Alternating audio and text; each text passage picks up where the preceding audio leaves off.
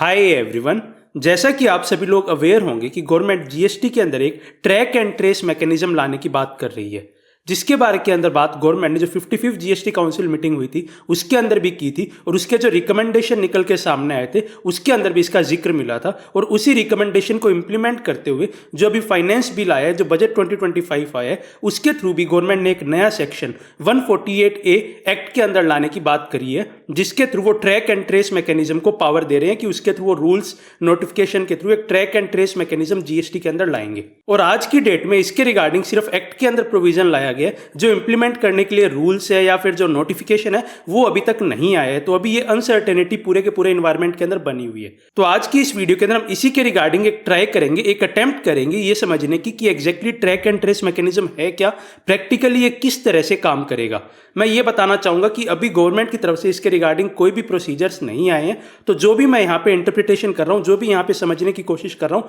वो एक pure reasoning के बेसिस पे, लॉजिक के बेसिस पे, और जो प्रोविजंस लिखे हैं गवर्नमेंट ने 148A के अंदर और जो जीएसटी एक्ट के एग्जिस्टिंग प्रोविजंस है, उन सभी चीज़ों को एक साथ देखते हुए, कॉम्प्रिहेंसिव पिक्चर देखते हुए एक चीज़ समझने की कोशिश की है कि एग्जैक्टली इस तरह से ये काम कर सकता है। मैं ये डिस्क्लेम करना चाहूँगा कि हो सकता है कि इस तरह से कोई भी चीज़ ना हो सकता है एक अलग ही पूरी तरह से प्रोसीजर आए, लेकिन एक इस तरह का प्रोसीजर गवर्नमेंट बना सकती है, ये एक पॉसिबिलिटी है। तो हम इस पूरे प्रोसेस को समझने के लिए डायरेक्टली हमारी स्क्रीन के ऊपर चलते हैं। तो ट्रैक एंड ट्रेस मैकेनिज्म का एक बेसिक एग्जांपल अगर मैं आप सभी के सामने रखूं, जिससे आप सभी लोग भी रिलेट कर पाएंगे, तो इसे आप इससे समझ सकते हैं कि जब भी आप कोई एक ऑनलाइन ऑर्डर प्लेस करते हैं तो आपके पास उस ऑर्डर की डिलीवरी के रिगार्डिंग सारी इंफॉर्मेशन आती रहती है कि कब वो ऑर्डर डिस्पैच हो गया, कब वहां से शिप हो गया, अब कहाँ पे पहुंच गया, अब कहाँ पे पहुंच गया, और फाइनली आपकी लोकेशन पे पहुंच गया, आउट फॉर डिलीवरी हो गया, आज आपकी डिलीवरी हो जाएगी। तो ये पूरा प्रोसेस एक तरह से ट्रैक एंड ट्रेस का मैकेनिज्म है, जहां पे आपको एग्जैक्टली पता लगता है कि आपका पार्सल कहाँ है, आपका शिपमेंट, आपका गुड्स एग्जैक्टली कहां तक पहुंच गया, कितना टाइम आपको लग रहा है। तो ये पूरा का पूरा एक एग्जांपल है ट्रैक एंड ट्रेस मैकेनिज्म का, जिससे आपको एक बेसिक आइडिया लग सकता है कि track and trace mechanism exactly है क्या चीज। अब सवाल आता है कि track and trace mechanism GST में किस तरह से काम करेगा। तो उसे समझने के लिए उसका जो स्टार्टिंग पॉइंट है, जो हमें प्रोविजन से समझ आ रहा है कि track and trace mechanism exactly कहां से शुरू होगा। तो मान लीजिए ये आपकी कोई फैक्ट्री है जहां पे आप मैन्युफैक्चरिंग करते हैं, जिसे आप मान लीजिए जीएसटी के लैंग्वेज में आप प्लेस ऑफ बिजनेस बोल रहे हैं, जहां से आप मैन्युफैक्चरिंग कर रहे हैं। अब जीएसटी का ये ट्रैक एंड ट्रेस मैकेनिज्म सबसे पहले आपको बोलता है कि आपको जो आपकी मैन्युफैक्चरिंग यूनिट है, जहां पे आपकी मैन्युफैक्चरिंग हो रही है, प्लेस ऑफ बिजनेस है, वहां आपके पास एग्जैक्टली कितनी मशीन्स है उसकी डिटेल्स आप गवर्नमेंट को देंगे। जिस भी प्रिस्क्राइब्ड फॉर्म मैनर के अंदर गवर्नमेंट बताएगी, उस मैकेनिज्म के आप गवर्नमेंट को ये डिटेल्स देंगे कि आपके पास एग्जैक्टली कितनी मशीन्स है। अगला, उन मशीन्स की कैपेसिटी क्या है, उस मशीन्स एग्जैक्टली कितना प्रोडक्शन कर सकती है। कि मान लीजिए आपकी पहली मशीन है वो 100 यूनिट पर आवर प्रोड्यूस कर सकती है, 50 यूनिट पर आवर प्रोड्यूस कर सकती है, तीसरी मशीन 30 यूनिट कर सकती है, चौथी machine 20 unit per hour produce कर सकती है। ये आपकी मशीन की कैपेसिटी होगी। गवर्नमेंट सिर्फ यहां तक नहीं रुकी कि कितनी कैपेसिटी है, उसके बाद गवर्नमेंट बोलती है कि एग्जैक्टली उस मशीन ने कितना काम किया, आपने उस मशीन का कितना यूटिलाइजेशन किया। तो मान लीजिए आप समझ सकते हैं कि कितने घंटों आपने उस मशीन को यूज किया। मान लीजिए आपने पहली मशीन को 1 घंटे यूज किया, सभी मशीन्स को आपने मान लीजिए 1-1 घंटे यूज किया। तो टोटल इससे गवर्नमेंट को यह चीज पता लग जाएगी कि आपने पहली मशीन से 100 यूनिट बना ली, दूसरी से 50, तीसरी से 30, चौथी से 20, तो टोटल आपने 200 यूनिट की मैन्युफैक्चरिंग कर ली एक किसी पर्टिकुलर डे के ऊपर। तो एग्जैक्टली गवर्नमेंट को आपका पता लग रहा है कि आपने टोटल कितना प्रोडक्शन कब किया है, ये गवर्नमेंट के पास सारी डिटेल जा रही है। मशीन्स की डिटेल के रिगार्डिंग हम ऑलरेडी एक चीज देख चुके हैं, जैसे पान मसाला वगैरह जैसे आइटम्स है, उनके अंदर ऑलरेडी गवर्नमेंट ने ये चीज बोला है कि आप जो मशीन्स वगैरह की डिटेल है वो ऑलरेडी हमें देंगे। तो सेम चीज यहाँ पे भी है। तो एक चीज हम ऑलरेडी देख भी चुके हैं। तो यहाँ पे जब गवर्नमेंट को ये पता लग जाएगा कि आपने एग्जैक्टली कितनी यूनिट प्रोड्यूस कर दी, वो उन्हें मशीन के थ्रू पता लग जाएगा। जब आपको गवर्नमेंट को ये पता लगा कि आप कितनी यूनिट प्रोड्यूस कर चुके हैं, तो उसके बाद उन यूनिट्स पे वो एक यूनिक आइडेंटिफिकेशन मार्किंग की बात कर रहे हैं कि जो आपकी यूनिट्स प्रोड्यूस हो रही है उनके ऊपर आप एक यूनिक आइडेंटिफिकेशन मार्किंग करेंगे। अब यूनिक आइडेंटिफिकेशन मार्किंग क्या है, तो आप ऐसे समझिए कि आप करंटली भी अभी भी तो अपनी फैक्ट्री के अंदर जो भी आप गुड्स प्रोड्यूस करते हैं उसका एक प्रॉपर इन्वेंट्री का रिकॉर्ड्स रखते हैं, स्टॉक का रिकॉर्ड्स रखते हैं कि क्या किस लोकेशन पे हमने कितना प्रोडक्शन किया, उसका क्या क्या आइडेंटिफिकेशन नंबर है, किस बैच का है, किस लोट का है, कितना हमारे पास आज बचा है, कितना हमने सेल कर दिया, इस पर्टिकुलर लोट का ये पर्टिकुलर आइटम हमारे पास आज कितना लाई कर रहा है। तो वो सारी डिटेल्स आप आज करंटली भी तो मेंटेन कर रहे हैं। आज की डेट में भी आप करंटली सारा का सारा अपने इन्वेंट्री की रिकॉर्ड्स मेंटेन करते हैं। तो जिस तरह से आपके पास अपनी यूनिट की सारी डिटेल्स होती है, उसी तरह से गवर्नमेंट एक यूनिक आइडेंटिफिकेशन मार्किंग देते हुए उन प्रोडक्शन को सारी की सारी डिटेल्स वो गवर्नमेंट के पास भी जाएगी। जो जो डिटेल्स गवर्नमेंट चाहती है वो यूनिट आइडेंटिफिकेशन मार्किंग के साथ वो गवर्नमेंट के पास भी पहुंचेगी। अगर मैं इसका एक पैरेलल मैकेनिज्म ड्रॉ करूं आपके लिए, तो वो आप ई इनवॉइसिंग से समझ सकते हैं। तो मान लीजिए आप ई इनवॉइसिंग आने से पहले भी इनवॉइसिंग कर रहे थे, अपनी नॉर्मल इनवॉइस जनरेट कर रहे थे, फिर गवर्नमेंट आई, गवर्नमेंट को चाहिए था कि जो भी आप इनवॉइस जनरेट कर रहे हैं वो सारी की सारी इनवॉइस लेवल पे हर इनवॉइस जो आप जनरेट कर रहे हैं उसकी डिटेल्स गवर्नमेंट के पास पहुंचे। तो गवर्नमेंट ने आपके सिस्टम के अंदर ही एपीआईज के थ्रू इस तरह के सिस्टम डेवलप कर दिए कि अब जो आप इनवॉइस जनरेट करेंगे वो गवर्नमेंट के सिस्टम पे भी जाएगी, उसके रेफरेंस नंबर जनरेट होंगे और उसके थ्रू जितनी भी आपकी इनवॉइस है उसका सारा का सारा डेटा, इनवॉइस वाइज डेटा सीधा का सीधा गवर्नमेंट के पास पहुंचेगा। तो गवर्नमेंट ने जो भी आपकी इनवॉइस लेवल पे डिटेल्स थी उसे उन्होंने एपीआईज के थ्रू अपने पास ई इनवॉइसिंग पोर्टल के ऊपर सारी की सारी डिटेल्स कर ली। इसी तरह से गवर्नमेंट इस केस के अंदर जहां पे स्टॉक वाइज डिटेल जो आप मेंटेन करते हैं, आपके पास जो भी स्टॉक लाई करता है, यूनिट वाइज जो भी आपकी डिटेल्स है, कहां पे है, किस बैच का है, किस लोट का है, सारी डिटेल्स जो आपके पास है उसे किसी एक थर्ड पार्टी को बीच में यूज करते हुए, किसी एक थर्ड पार्टी को यहां पे बीच में लाएंगे, यूनिक आइडेंटिफिकेशन मार्किंग को यहां पे यूज लाएंगे। जिस तरह से उन्होंने इनवॉइसिंग के लिए ई इनवॉइसिंग को यूज किया, उसी तरह से वो जो स्टॉक प्रोड्यूस हुआ है उसे एक यूनिक आइडेंटिफिकेशन मार्किंग को यूज करते हुए, एक थर्ड पार्टी को यूज करते हुए जो आप स्टॉक मेंटेन कर रहे हैं उसकी एक तरह से पूरी की पूरी स्टॉक की डिटेल्स अपने पास वो ले लेंगे। आपका जो भी स्टॉक की डिटेल्स है, जो भी आपके स्टॉक रजिस्टर है, स्टॉक लेजर्स है, वो सारी की सारी डिटेल्स जिस तरह से आपके पास है यूनिक आइडेंटिफिकेशन नंबर के थ्रू, यूनिक आइडेंटिफिकेशन मार्किंग के थ्रू, वो सारी की सारी डिटेल्स गवर्नमेंट के पास भी अब से अवेलेबल होगी। और गवर्नमेंट एक किस तरह से कर सकती है, तो इसका एक बहुत आसान तरीका है या एक प्रैक्टिकल तरीका जो गवर्नमेंट कर सकती है, गवर्नमेंट एपीआई का यहाँ पे यूज कर सकती है। तो जो सॉफ्टवेयर आप यूज करते हैं और जो गवर्नमेंट का सिस्टम है, उन दोनों को एक एपीआई के थ्रू गवर्नमेंट कनेक्ट कर सकती है और उसका बेसिस वो बना सकते हैं यूनिक आइडेंटिफिकेशन मार्किंग को, जो हर स्टॉक का यूनिक आइडेंटिफिकेशन मार्किंग वो कर सकते हैं कि मान लीजिए जैसे आपका प्रोडक्ट का कोई क्यूआर कोड है या आपका कोई बार कोड है, उससे आपकी लिंकिंग हो जाए और उसके थ्रू से यूनिक आइडेंटिफिकेशन मार्किंग देते हुए सारा का सारा डेटा एक एपीआई के थ्रू, किसी थर्ड पार्टी के थ्रू सारा का सारा आपका स्टॉक के रिकॉर्ड्स, जितना भी आपने प्रोडक्शन किया वो सब की सब डिटेल्स गवर्नमेंट के पास अवेलेबल होगी। जैसे आपका स्टॉक रिकॉर्ड होता है, जैसे आपके पास हर एक डिटेल अवेलेबल है आपके स्टॉक की, उसी तरह से आपके स्टॉक की हर प्रोडक्शन की डिटेल, आपके पास कितना स्टॉक है, आपने कितना सप्लाई कर दिया, और आइटम वाइज डिटेल अब से गवर्नमेंट के पास भी यूनिक आइडेंटिफिकेशन मार्किंग को यूज करते हुए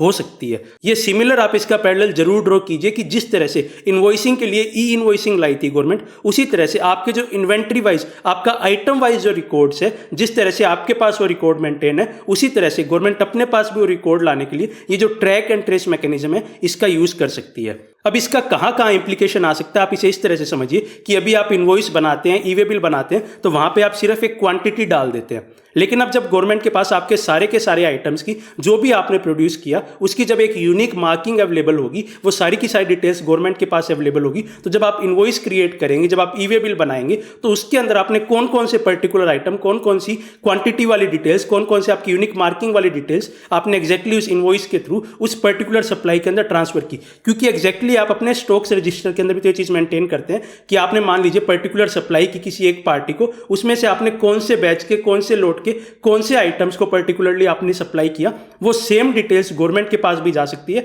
एक यूनिक मार्किंग के थ्रू। तो जैसे ही आप e way bill, e invoice generate करेंगे, तो उससे इस यूनिक मार्किंग को गवर्नमेंट लिंक करते हुए गवर्नमेंट को एग्जैक्टली पता होगा कि आपके कौन से मैन्युफैक्चर्ड गुड्स गवर्नमेंट आप एक्चुअली डिलीवर कर रहे हैं, किस पार्टी को डिलीवर कर रहे हैं। इससे जो आपकी सारी की सारी डिटेल्स है, सिर्फ आप तक की नहीं, पूरी की पूरी सप्लाई चेन की डिटेल्स गवर्नमेंट के पास पहुंच जाएगी। अब यहाँ पे यूनिक मार्किंग की वजह से गवर्नमेंट के पास डिटेल सिर्फ मैन्युफैक्चरर की नहीं होगी, जो आपके परचेजर है, जो मैन्युफैक्चरर से परचेज करेंगे, जो डीलर्स है, होलसेलर्स है, उनके पास जो जो आइटम्स आएगा उनकी यूनिक मार्किंग हो चुकी होगी। तो गवर्नमेंट को एग्जैक्टली पता होगा कि पूरी सप्लाई चेन के अंदर जो जो भी लोग हैं उनके पास कौन कौन सा आइटम आ रहा है। तो जितने भी डीलर्स हैं, मैन्युफैक्चरर्स है, सबकी पूरी की पूरी एक सप्लाई चेन की डिटेल गवर्नमेंट के पास रहेगी, एग्जैक्टली उनके इन्वेंट्री के रिकॉर्ड्स रहेंगे। तो जब आगे डीलर भी आगे फर्दर सप्लाईज करेगा, तो उसे भी ये चीज बतानी पड़ सकती है कि आपने कौन कौन से आइटम, कौन कौन से यूनिक आइडेंटिफिकेशन नंबर वाले आइटम्स आपने आगे ट्रांसफर किए हैं। उससे गवर्नमेंट के पास एग्जैक्टली सिर्फ मैन्युफैक्चरर की कंप्लीट इन्वेंट्री रिकॉर्ड्स नहीं रहेंगे,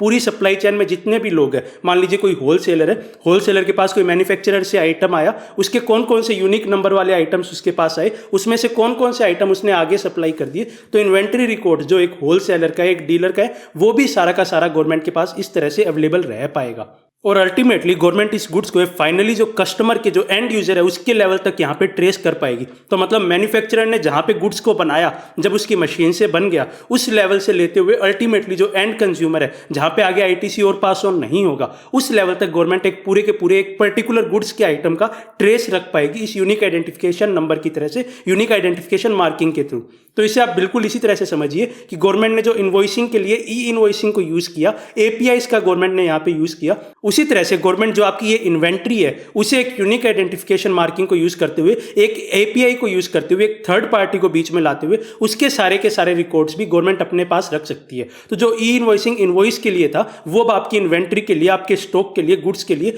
वो आपका यूनिक आइडेंटिफिकेशन मार्किंग बन सकता है। तो ये एक पॉसिबिलिटी है किस तरह से पूरा का पूरा सिस्टम, पूरा का पूरा एपीआई के थ्रू पूरा का पूरा आपका सप्लाई चेन के अंदर जहां जहां भी गुड्स मूव कर रहा है उसे गवर्नमेंट पूरा का पूरा ट्रेस कर सकती है आपके जो इन्वॉइसिंग है उसे यूज करते हुए, और इसे अल्टीमेटली ये कंबाइन करते हुए यूनिक आइडेंटिफिकेशन मार्किंग से अल्टीमेटली गवर्नमेंट पूरी सप्लाई के अंदर गुड्स कहां कहां मूव कर रहा है, किसके पास पहुंचा, वो पूरा का पूरा ट्रैक कर सकती है। और सिर्फ कहां गुड्स मूव कर रहा है उसका ही गवर्नमेंट यहां पे ट्रैक नहीं रख सकती, अल्टीमेटली किसके पास कितना गुड्स आज की डेट में, कितनी इन्वेंट्री पड़ी है, वो सारी की सारी चीज गवर्नमेंट ट्रैक कर पाएगी। और ये एक बहुत बड़ा मेजर स्टेप गवर्नमेंट यहां पे लाने की बात कर रही है। तो लेकिन आपको यहां पे ये भी समझना होगा कि इसका इंप्लीमेंटेशन, एपीआईज लाना, सॉफ्टवेयर से इंटीग्रेट करना, सब कुछ इतना आसान नहीं होगा। तो गवर्नमेंट सिंपली ये नहीं कर पाएगी कि वो कुछ गुड्स बता दे और गुड्स के जो भी डीलर है, मैन्युफैक्चरर है, वो सभी इसकी कंप्लायंस करे। गवर्नमेंट को इनिशियली जो आपके थ्रेशोल्ड लिमिट्स है, जैसे ई इनवॉइसिंग के लिए थ्रेशोल्ड लिमिट थी कि 1000 करोड़ से ऊपर, 500 से 100 करोड़ से ऊपर, उस तरह की गवर्नमेंट को टर्नओवर के बेसिस के ऊपर भी लिमिट लानी पड़ेगी। सिर्फ एक गुड्स के बेसिस में यहाँ पे डिफाइन नहीं किया जा पाएगा। अगर ये सिस्टम एडप्ट होता है तो गवर्नमेंट को कुछ इस तरह से यूज करना पड़ेगा कि अगर ये पर्टिकुलर तरह का गुड्स है और उसकी अगर सेल्स अगर 1000 करोड़ से ज्यादा है तो वो इस केस की कंप्लायंस करेंगे, जो यूनिक आइडेंटिफिकेशन मार्किंग है उसकी कंप्लायंस यहाँ पे की जाएगी। तो ये ग्रेजुअली धीरे धीरे इस थ्रेशोल्ड को रिड्यूस किया जाएगा। एकदम से ये नहीं किया जा सकता कि किसी पर्टिकुलर टाइप ऑफ गुड्स के लिए पूरी की पूरी इंडस्ट्री के अंदर ये चीज कर दी जाए। मैं स्टिल ये डिस्क्लेम करूंगा कि हो सकता है ऐसा कुछ भी ना हो, गवर्नमेंट कुछ अलग ही मैकेनिज्म बना दे, लेकिन ये एक पॉसिबिलिटी लग रही है क्योंकि इसी तरह का गवर्नमेंट ने इनवॉइसिंग के लिए सेम चीज कर चुकी है। और जो प्रोविजन यहाँ पे हम अभी डिस्कस करेंगे 148A से, उससे भी कुछ इस तरह की हिंट यहाँ पे मिल रही है। तो हम एक बार जो 148A के प्रोविजन जो गवर्नमेंट लेके आई है उसे यहाँ पे डिटेल के अंदर डिस्कस करते हैं और समझते हैं गवर्नमेंट ने यहाँ पे क्या क्या बातें लिखी है। तो सबसे पहले तो 148A के अंदर गवर्नमेंट में कि गवर्नमेंट कर सकती है, कैसे कर सकती है, जब काउंसिल की कोई रिकमेंडेशन आ जाएगी, उस रिकमेंडेशन के बाद गवर्नमेंट एक नोटिफिकेशन इशू करेगी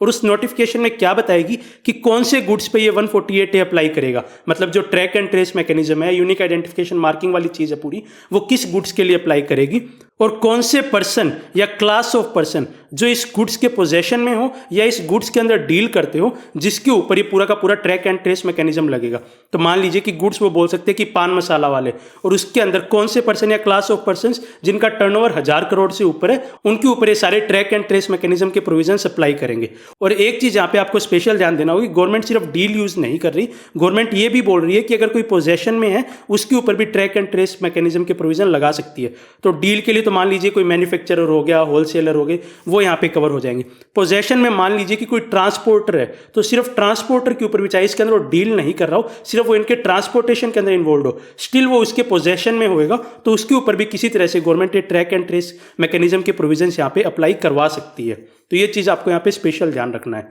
तो गवर्नमेंट इस तरह से इन्होंने बताया कि किसके ऊपर ये प्रोविजंस अप्लाई करेंगे। अब आगे गवर्नमेंट सबसेक्शन 2 के अंदर बोलती है कि गवर्नमेंट एक सिस्टम प्रोवाइड करेगी कि किस तरह से वो यूनिक आइडेंटिफिकेशन नंबर एक फिक्स होगा, मतलब किसी एक पर्टिकुलर गुड्स के ऊपर किस तरह से वो लगाया जाएगा, उसे यूनिकली मार्क किस तरह से किया जाएगा। गवर्नमेंट उसका एक पूरा सिस्टम बताएगी और उसका जो डेटा है, जो भी डेटा उसको मार्क करने के बाद गवर्नमेंट को उस पर्टिकुलर गुड्स का चाहिए कि ये कहाँ मैन्युफैक्चर हुआ, किस साइट पे हुआ, किस प्लेस ऑफ बिजनेस पे हुआ, कौन से लोट के अंदर हुआ, कितनी क्वांटिटी में हुआ था, तो सारी की सारी डिटेल्स गवर्नमेंट इलेक्ट्रॉनिकली किस तरह से स्टोर करेगी, या उस इंफॉर्मेशन का स्टोर करने के बाद एक्सेस किस तरह से होगा और थ्रू सच पर्सन्स, मतलब किस पर्सन के थ्रू होगा, मतलब एक थर्ड पार्टी के थ्रू इसका एक्सेस और स्टोरेज कर सकती है गवर्नमेंट, वो पूरा का पूरा गवर्नमेंट आने वाले टाइम के अंदर प्रिस्क्राइब करेगी। तो मतलब किस तरह से उसकी यूनिकली मार्किंग होगी, क्या क्या इंफॉर्मेशन उसके रिगार्डिंग गवर्नमेंट मांगेगी आपसे, उसको एक्सेस किस तरह से किया जाएगा, किस थर्ड पार्टी के थ्रू आप ये चीज़ कर सकते हो, तो वो सारी की सारी चीज़ आपको आने वाले टाइम के अंदर प्रिस्क्राइब करते हुए बताई जाएगी। इसके बाद सबसेक्शन 3 के अंदर गवर्नमेंट आगे बोलती है कि वो फिक्स करेगी गुड्स पे या पैकेजेस पे जो यूनिक आइडेंटिफिकेशन मार्किंग है उसे वहाँ पे लगाया जाएगा। तो हो सकता है इसे आपके जो बार कोड है, QR कोड है, उससे किसी तरह से लिंक किया जाए और वो उसके अंदर जो जो इन्फॉर्मेशन होगी जो गवर्नमेंट बताएगी वो इन्फॉर्मेशन उसके अंदर कंटेन होगी। तो मतलब जब उसे चेक किया जाएगा तो उस गुड्स के रिगार्डिंग वो सारी की सारी इन्फॉर्मेशन निकल के बाहर आ जाएगी। इसके बाद गवर्नमेंट बता सकती है कि आपको कौन कौन सी इन्फॉर्मेशन डिटेल्स आपको देनी होगी, कितने टाइम के अंदर देनी होगी, किस मैनर के अंदर देनी होगी, क्या रिकॉर्ड और डॉक्यूमेंट आपको देने होंगे, तो वो सभी चीज़ें गवर्नमेंट यहाँ पे बता सकती है। अगला पॉइंट जो हमने मशीनरी के रिगार्डिंग डिस्कस किया, जो एक इंपॉर्टेंट पॉइंट है, गवर्नमेंट यहाँ पे बोल रही है कि आपको फर्निश करनी पड़ेगी डिटेल्स की जो आपने मशीनरी इंस्टॉल कर रखी है। जैसे हमने देखा कि मशीनरी 1 2 3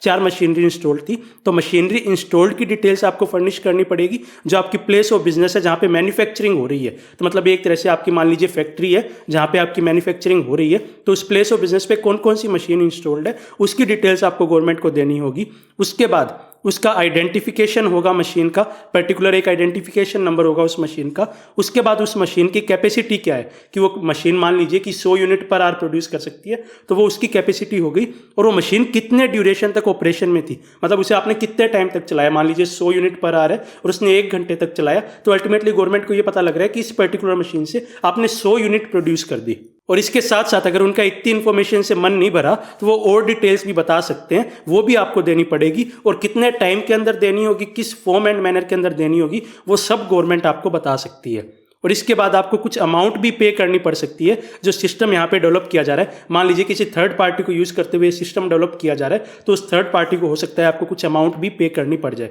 तो ये पूरा का पूरा प्रोसेस इस तरह से काम करेगा और ये पूरा का पूरा गवर्नमेंट अभी प्रिस्क्राइब करेगी। तो आने वाले टाइम के अंदर पूरा का पूरा प्रोसेस प्रिस्क्राइब किया जाएगा। तो इस पूरे प्रोविजन को पढ़ने से आपको थोड़ा कनेक्ट हो रहा होगा कि किस तरह से हमने अभी जो पूरा मैकेनिज्म समझा कि किस तरह से आपके जो भी इन्वेंट्री रिकॉर्ड्स है उसे एक API से कनेक्ट करते हुए आपका सारा का सारा इन्वेंट्री का रिकॉर्ड्स अल्टीमेटली गवर्नमेंट के पास जा सकता है। और अल्टीमेटली पूरा का पूरा उसका ट्रांसफर कहाँ हो रहा है, किधर सप्लाई हो रही है, उसे पूरा का पूरा गवर्नमेंट ट्रेस कर सकती है। जिस तरह से आपका E-इनवॉइसिंग गवर्नमेंट कर रही है, सेम तरह से आपके इन्वेंट्री के लिए, आपके स्टॉक के लिए गवर्नमेंट इसको यूज़ कर सकती है, ट्रैक एंड ट्रेस को, यूनिक आइडेंटिफिकेशन मार्किंग को। इस प्रोविजंस को साथ में पढ़ने से आपको उसके रिगार्डिंग और भी क्लैरिटी मिलेगी। तो आई होप आपको हमारे इस पूरे डिटेल डिस्कशन के थ्रू जो ट्रैक एंड ट्रेस मैकेनिज्म लाया गया है, जो ये यूनिक आइडेंटिफिकेशन मार्किंग की बात की जा रही है, उसके रिगार्डिंग एक डिटेल्ड अंडरस्टैंडिंग आई होगी कि किस तरह से गवर्नमेंट के पास एक ऑप्शन है ये चीज़ करने के लिए। हो सकता है गवर्नमेंट कुछ और मैकेनिज्म लेके आए, कुछ और तरह से गवर्नमेंट इसे इंप्लीमेंट करे, लेकिन होगा कुछ इस सिमिलर लाइन में, मुझे इस चीज़ की आशा है। तो आई होप आपको इसके रिगार्डिंग एक कंप्लीट क्लैरिटी मिली होगी और मैं आशा करता हूँ ये वीडियो आपके लिए हेल्पफुल रही होगी। So finally thanks for watching and stay tuned.